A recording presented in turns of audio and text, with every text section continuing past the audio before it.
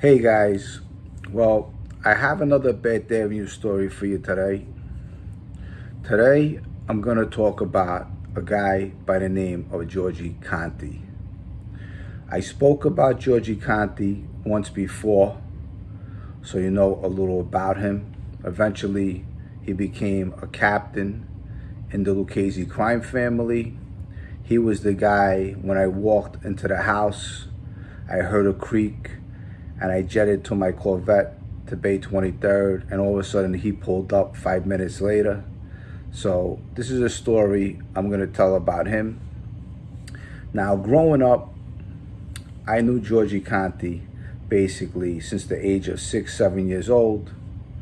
His brother, Johnny Boy Conte, was a born-again Christian. He used to go to Bible studies with my mother. He was a very God-loving guy. It's just something how two brothers can be opposites. Johnny Boy was God-loving, and Georgie Conte basically worked for the devil. It's so true. Now, this was in the 80s growing up. Georgie Conte eventually had his house renovated. What he did was he came to Nick's candy store.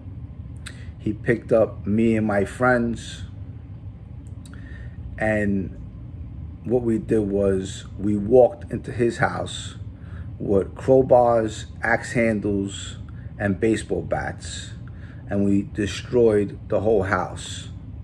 Every wall, whatever was in there, we destroyed. Bathrooms, everything. And after we destroyed it, he had a big dumpster waiting outside for us to carry it out and throw into the dumpster. He paid us for this. We were maybe 13, 14 years old at the time. And he also turned us on to cocaine. These are the guys that I grew up around.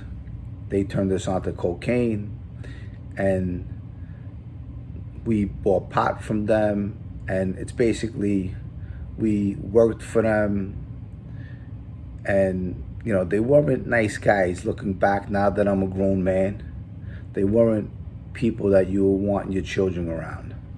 Now, me growing up, my father was in Manhattan, my mother was in Brooklyn, so I really didn't have no good direction. The guys on the corner was the guys I looked up to.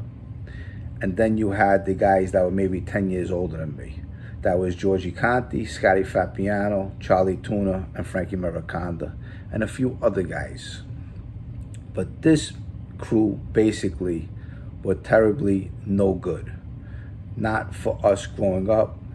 They weren't good people, and they showed us all bad things to do in our life. Now, we destroyed Georgie Conte's house. He had it renovated. One of those nights, as we destroyed it, we hung out with him on his porch upstairs. He had a deck, and he had a Doberman Pinscher that he would play around with us. And we would snort cocaine on his deck. We would go in and out of his house, and if there was a line to do, he turned us on to it. It was me, Tommy Reynolds, Georgie, Adamo, and John Polio. So growing up around these guys, they weren't the greatest guys in the world. Now, I'm gonna give you detail about one event that took place with Georgie Conte. It was when me and Tommy Reynolds, we were actually going for our GEDs in Grady High School. We used to take the bus there. We tried to better ourselves. We might have been trying to go in a different direction, but every time we would try to go in a different direction, something always pulled us in. The devil was always there. So this particular day, some little guy, Joey, that was Georgie Conte's cousin with some big guy Dave that used to be a tutor. They were waiting for us outside of Grady High School. So as they wait for us outside, they pull up in a car and they said, Georgie wants to see you. Now at this time, Georgie Conte wasn't straightened out. He was just an associate.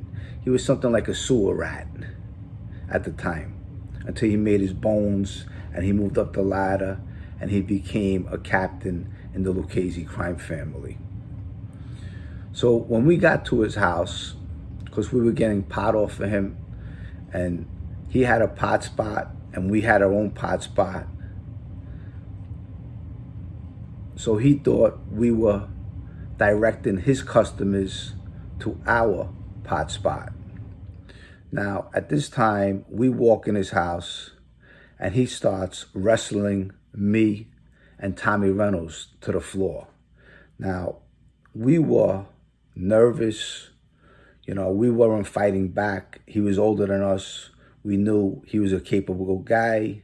We were a little afraid of him. We got out of there that day after he told us we're taking bread and butter out of his and his family's mouth.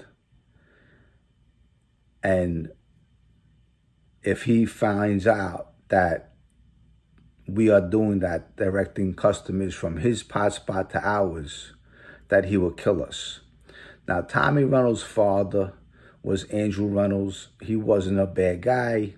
He was a little shady here and there, but he didn't take no shit from anybody. He was a knockaround guy. So Tommy tells his father, Andrew. Andrew goes and sees Georgie Conte, and Andrew tells Georgie Conte, if you ever wrestle my son again, he said, what we'll do is we'll both go in a garage, we'll close the door, and we'll see who walks the fuck out. That's what Andrew Reynolds told Georgie Conte. And at this time, I actually ran to Mikey Scars, and Mikey Scars ran to his father-in-law, Robert Fabiano. But that's a totally different story. So I'm just giving you an idea of who Georgie Conte was. He was a street guy that eventually became a Lucchese captain and turned us on to drugs, and we bought pot off of him and things like that. Now, as time goes by, years go by, Georgie Conte gets straightened out. He gets his button, eventually becomes a captain. Now, there was a time in 88, 89, there was this guy, Victor Filicomo. Victor Filicomo was a knockaround guy. He spent a lot of time on 13th Avenue in Joe Flowers' social club. He would play cards there, and he hung out with wise guys. Now, there was word going around that Victor Filicomo was cooperating, and he started getting a bad name. One day, Georgie Conte drives to 13th Avenue and 78th Street, where their club was located. It might have been 73rd Street. And Georgie walks into the club. He sees this guy, Victor Filicomo, playing cards with Joe Flowers and a couple other guys. And Georgie Conte just pulls out a gun and just starts shooting him. And he killed him. He shot him 8 times. After he kills him, he tells Joe Flowers, clean this mess up and get rid of the body. As Georgie Conte leaves, he drives down 16th Avenue and he throws the gun into a sewer. His big mistake. The feds later on found that gun, and Georgie Conte did take a pinch for that murder. When he did take a pinch, he also cooperated and told them about the John Polio murder. So when I say cooperated, he didn't cooperate. But when you take a plea, all the old timers, that's a sign of cooperation, even a plea deal. Back in the day, none of the old timers ever pled out. They always went to trial. That's the difference of the mob today and the mob back then. So Georgie Conte eventually pled out to 7 to 8 murders. My friend John Polio, that was one of the murders he committed. So he copped out to a John Polio murder. That's how we found out it was him later on. Now, I talk about these things because I want to shine light on these people that I looked up to. I'm not glorifying any of them. I'm just telling stories, and I want the kids to know about the neighborhood back then and not to look up to these guys that are sitting around in social clubs and thinking that someday they want to be a part of the mob. So if I could save one kid from shying away from that life and getting a better direction of doing something with his life, I did my job. With that all said, that's a Beth Avenue story. I have a lot more to come. I hope you liked this story. If you liked it, please subscribe to my channel. Share it with other people. And I love all the people that are supporting me. I can't say it enough. You guys are the best. I do have the t-shirts. I'm waiting for the mugs and the hats. I want to do a package deal. I'm going to set something up on my computer to send this all out. I told some of you to email me. I will send them to you. If you're somewhere in the neighborhood, I can always drop them off to you. So with that said, I hope you have a good Monday. I can't say it as much as I can. I love you guys. You guys are the best. Thank you for listening and sharing my videos. Without you, I'm fucking nobody. Okay? I'm just doing this because it's entertaining and I'm telling facts and truth. Okay? Have a great Monday. All the best. And to the next story. I'll talk to you guys soon. Bye.